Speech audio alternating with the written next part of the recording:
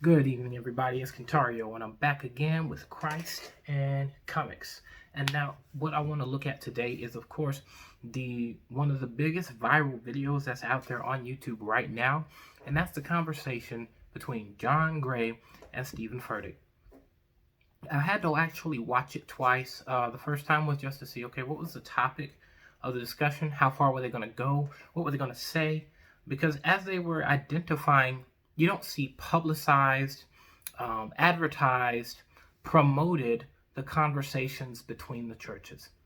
And that's something that's very powerful that they did, was having two different churches. Granted, they're friends outside of church, but two churches coming together to have counsel, to have a discussion, to talk through what is happening right now. And that's a huge difference maker for what we are seeing today. And what I mean by that is, it's not something that's going to directly, immediately transform what we're seeing in the streets. But in unifying the body of Christ, we're going to then be able to see that we're able to operate at a higher level as one unit versus us being separate. So seeing that unification between them is what's so very powerful. So before I actually get into the video, one of the things I want to talk about is, of course, that discussion. I've looked into listening to different, psychologists, different people in leadership, different people who hold these big discussions to talk through psychological things, to talk through, whether or not God is real or not, to talk through, is religion necessary or not. I've heard all of these conversations, listening to Jordan Peterson, listening to Sam Harris, listening to Matt Dillahunty, listening to several different people. I think the Weinstein brothers as well. I've listened to them. I've listened to a lot. Only when they show up for Joe Rogan do I listen to Joe Rogan and him having those guests on there. Ben Shapiro. I've listened to all of these people. I've listened to all of these types of talks, and these are the kind of discussions that I think John Gray and Stephen Furtick were getting at with what the church needs to be doing more of. Is we have churches in all of these different locations, and we have churches come together to do these big events, but we don't have churches come together to talk about what's happening in our communities.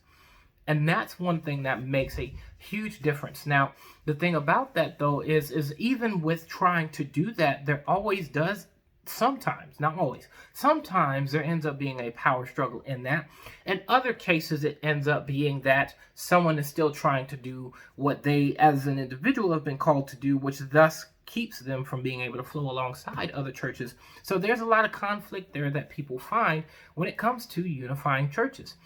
So that's one thing, though, that has really kept them from being able to unify together, is either someone's, they're either in disagreement on who's going to be the leader, who's going to be the man running the show and calling all the shots, or there is separation due to, well, God's calling us to this when he's calling you to that, so we'll meet when we can otherwise. So there's that separation.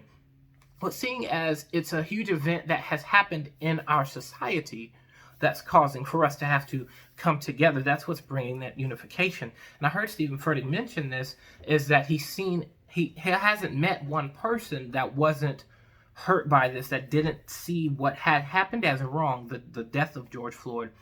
And he said, is that what it takes? And then hearing him say that, it's not like it was a revelation like, wow, I never thought of that. It's more so, that is something that I've been thinking to. That's something that I've been considering too. People don't react to changing things when things are not happening, quiet, calm. You're in your comfort zone. These are times where people aren't going to see those things and think, you know what, we need to be trying to strategize now. We need to be trying to move now. It's when something pops off, we're trying to move. But the thing about moving when something pops off is you're not strategizing. You're not planning, you're not orchestrating, you're not working with a team, you're not going to a council, you're reacting and you're popping off and you're just having to react to the situation, which leads to more destruction than it does an actual established change. We can have a momentary change by reacting, but we can't have an established change built upon a foundation that's going to make this huge difference. And when I say foundation, I'm not talking an organization.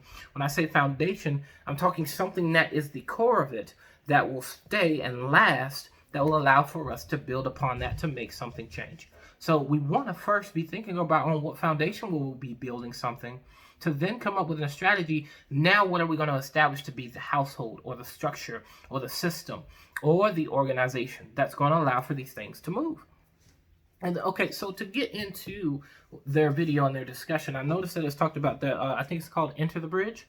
And in listening to not so much Stephen Furtick as much John Gray, and that's not for any racial reason, I don't want that to be the painted picture, but I want to start off with John Gray. I found myself connecting with John Gray, being that he had expressed how his mother was one when she was faced in a position where she was around people that she was so different from, her being the woman with the afro while everyone else was blonde hair, blue-eyed, and her having to continue to carry herself in a proper manner, in a proper fashion, showing herself to be, and the best way I could put it, faithful and continuous and fervent and standing and pushing. She would come home not defeated, but she'd come home smiling. She'd come home happy. And that's something that John Gray was highlighting about his mother that had an effect on him, which then in turn, of course, her seeing that vision of him becoming that leader that he is now, he moved in that. And where he was, yes, different being a young African-American man who, of course, hung around them. His music was Run DMC as the example that he gave. And then, of course, his music changed as he went to go bridge that gap by socializing with others that listened to other things. He got into it, and he was able to sing along with them. So he was bridging the thing that separated them and not keeping that separation. And so he was identifying that he's a bridge builder when it comes to things being separated. And that's very powerful for people like myself. I feel as though there's more people like me in that regard, like John Gray in that regard, where they don't, I want to put this in a way to where it doesn't come off misunderstood or misinterpreted, but where you don't fit in one crowd or you don't fit in the other, and you're kind of stuck in the middle. The reality of that is you're actually someone that can intermingle between both sides to then bring a unity, to what's separated. And that's what's so powerful about what John Gray was saying in that moment. Is he identifies for those that don't misunderstand your calling, because you can be called as one that's not to stand on either side, but to bridge the gap between the two. That way, when they do come together, they can be one unit and function together, live together, prosper together. And that's another thing about, of course, the church is being able to come together, and him starting this is he is, again, starting the bridge building for that. So that for me is something personal, because I've dealt with that my entire life. The main time I dealt with that was coming to South Carolina and living here, where I was, when trying to intermingle with the young black kids, you weren't the fastest one, or you weren't like the rest of them, brought up like the rest of them. So they, kind of separated from you. And then when you tried to socialize with the other ones, you didn't blend well with them. And then when you were able to intermingle with a mix of them, it's kind of like when everything was able to just come out, which was the best part of junior high to high school, was I was intermingled. So that's when things were different. And it was weird growing up because of that, because you'd go to them, try to intermingle with them without changing yourself, and you'd just be a joke for them. It's like, oh, you're just white inside. But then when you go to join up with them, you're considered the token black guy, but at the same time, they also make the jokes about how you're not like the regular black kids. So it makes you stand out in the way to where you, in the reality of it, when you especially are joined up with the Lord, above all else, allow for you to bridge that gap so that people can become one. And that's what's so powerful there. Again, John Gray really identified that as being that bridge builder. And to get into Stephen Furtick stayed, the best way I could put it, kind of stayed in his lane. He didn't try to overstep his bounds. He didn't try to say anything that would incriminate him, but he did identify something powerful. You can't say anything, no matter what it is that you say, it's either going to be not enough, it's either going to be too much, it's either going to be something that you said, you just didn't get it right. Someone's going to dissect everything that you said and piece together something corrupt from it. As he had said something, and in the portion of that where he said, men and women of color, or black men and women, and someone came in and said, why didn't you just say people of color or black people, to, of course, incorporate all genders versus the two genders, which is again trying to bring that division when the whole purpose of what he was saying was to bring unity. If we're going to dissect something to think that it's trying to say that people are being kept out or people are being ignored, then you aren't really trying to look at the whole story. You're trying to look at the piece of the story, which is another thing that causes people to misunderstand the Bible, is they're looking at a piece of the Bible and they don't look at the whole thing that's being said when something is being spoken. So you're again taking it out of context. But as he was saying, in that we still need to speak. We need to say something. We need to respond. We need to express. John Gray even got into how David, in the book of Psalms, he expressed, and in expressing said something along the lines of, dashing their children upon the stone, and how violent that is to have said that about someone's children. Now, of course, the spiritual leaders can take that and, go take that to another place of saying, well, they are enemies of God, so they need to be dealt with. We need to be, of course, praying that the enemies of God are dealt with. And to bring that around to how we're contending today, we're contending from a standpoint of love now. We're not having to keep ourselves separate like the children of Israel did. So in this day and age, we need to be determining how we're going to fight the right enemy the right way, considering that we have so many enemies now that are rearing their ugly head. Is as if we feel as though we've cut off too many heads to a hydra. Now there's too many to contend with, and we are not going to win. That's what's great about mythological writing, is they bring in such deep undertones in that regard. Is we've been trying to cut off the head of these things so many times to where we can't be successful against them. We can't win. But it's knowing how you are going to fight that battle to know how you're going to win. Because our contingency isn't against flesh and blood. It's against principalities and powers and rulers of this world that we need to contend with. Even when you think about how Daniel had to contend, he was in slavery, but brought into a position of power where it's like, no, I'm going to follow God. Forget you, Nebuchadnezzar. Forget your idols. I don't want nothing to do with you. No, God had him go into that position of leadership to show that God was the true ruler in that moment. To show that God was the main power source. Even when they went to go do the fasting that they did, it showed that they were able to come back stronger, wiser, more intellectual than anyone else that followed according to King Nebuchadnezzar's plan to show themselves to be more successful, to show that God is the true and living God, to show that God is king. And that's what we even have to do now, is if we're going to be contending against the principalities and powers, not those of this world, but those of the spiritual realm that are the true antagonizers, that way we can come out victorious. We will then show the true power of God in this world. And I truly enjoyed that video. I'm not going to lie. I really enjoyed it. And to those that do watch it, it's not about watching John Gray and Jason Furtick agree or disagree. It's not about watching to see if you disagree or agree with what's being said. But it's about listening and identifying, are they on the right track? Is there something of that we can take hold of to try and move with, to make a change, to make a difference in this world? What are they doing? What are they working towards?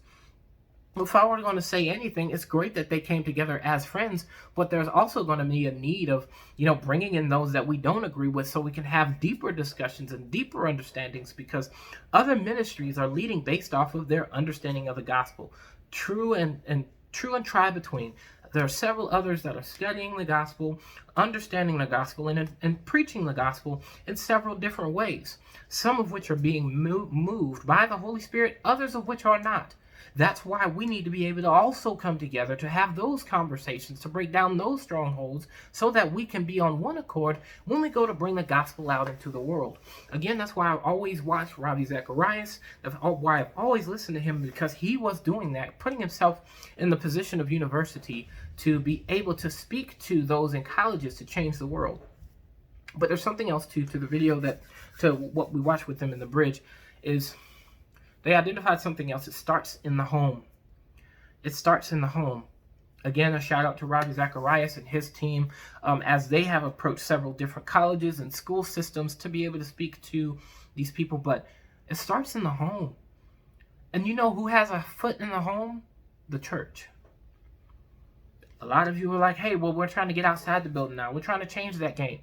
But what kind of relationship do you have with people to where you are able to be in their home, be welcomed as a guest at their table, even more so to where they can open their hearts to you as to what they're dealing with and what they're going through, to where you can bring the ministry home with them so that they're having that impact and influence at home. Parents, what are we doing to make sure that our children are brought up in the way that they should go, so that they not only know the gospel, but know to apply the gospel to this life? Because that's one of the hardest things we find is the gospel is good for stirring our soul, but we can't seem to apply it in the moment when we need it the most, when we're actually living out in the world, when it does actually apply.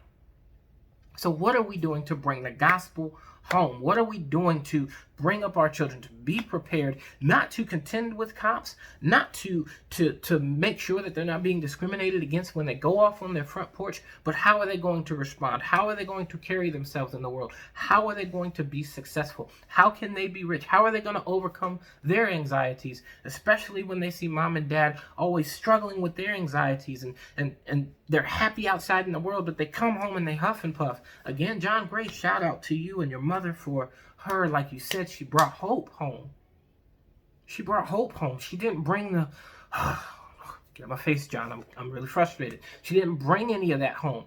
And if she did, I would suspect that she brought her son in and explained things and prayed with him and encouraged one another in love and in the spirit. That's what we need to be doing at home, is stirring up our children to be able to carry themselves out into the world and not bringing home that fear. Because then they really won't know what to do.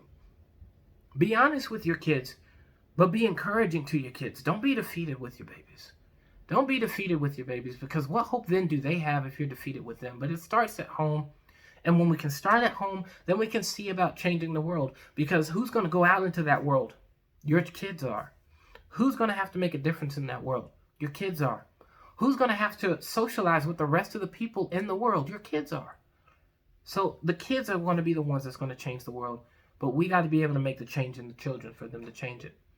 But this is all I got, everybody, in response to what John Gray and Stephen Furtick have done. I thank you guys so much. You guys are true leaders in the word and spreading that gospel. I know that you two, in some sense, are different, but also the same. And you're really doing things to make a change in ministry. And I hope one day, in all honesty, that I get to speak with you guys one day. And maybe we can do that same discussion that you guys are doing now. Thank you guys so much. And I hope y'all have yourselves a blessed day. Good night.